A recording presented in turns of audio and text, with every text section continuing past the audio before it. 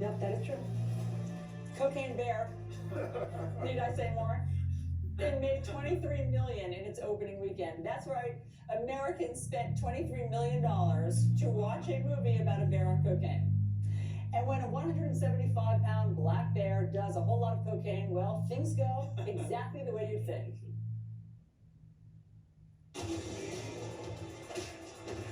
Apex predator.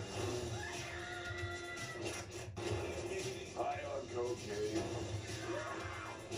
None of it's mine.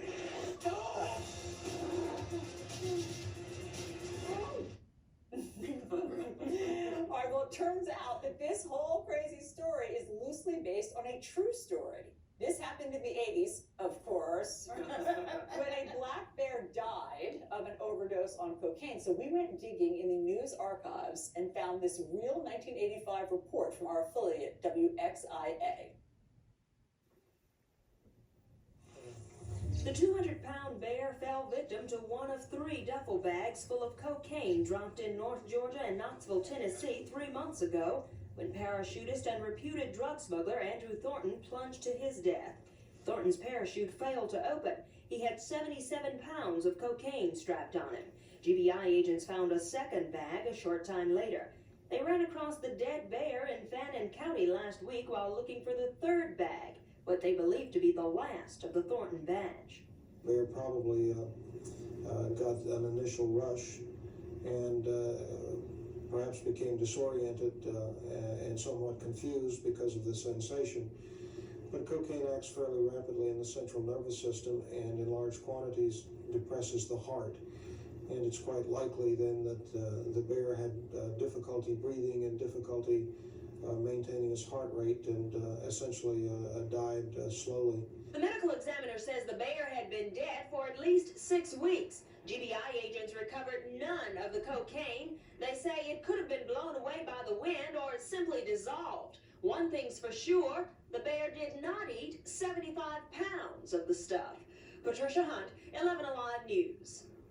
Okay, that's some old school local news right there. That was awesome. He looked just like John Oates. Remember a couple of days ago there was a mystery of the white dust floating in the air somewhere? Where was that in the country? There was I think it's called snow. No, this was something else. But you know, there's so many things in this country that are happening that I look at, and it upsets you a little bit as someone who loves this country, and then I see this. That somebody can come up with this idea, and I say, God bless America. I mean, unbelievable. What is the magic of Cocaine Bear? Why is everybody running out to the theaters to see This this? is stupid. I saw the Meg in theaters twice. Giant shark from prehistoric days chasing around people, eating bugs the whole night. It was dumb as hell, and I loved every minute of it. That's awesome. I think that's part of the power. Yeah. It's so ridiculous. I mean, it's like a really good bad B movie. It's just like, yeah, get cocaine and a bear. Let's go. I mean, Molly, you're an intellectual heavyweight. You can't wait to see this.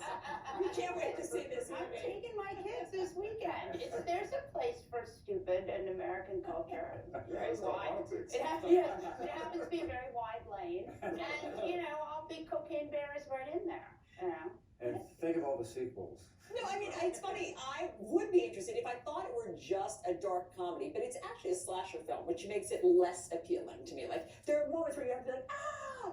And it's scary. But the bear is the slasher. Yes. Which they would be whether they were cocaine or not. Right, it's a nature It's film. actually It's a getting nature very, film. very It's a good nature film. reviews. It's getting very good reviews. And Elizabeth Banks, I mean, she's terrific. And I think it's great that she took this on She's and exactly what rolled it out. Yeah. She's the director, and she said that what sold the project to her was the name alone. Yes. Cocaine Bear. What Right, more that's do a pitch. You don't need anything else. need? Cocaine Bear, okay, sold. Sold. Yeah, at the end. All right. Thank you all very much. Okay, now to this. The debate over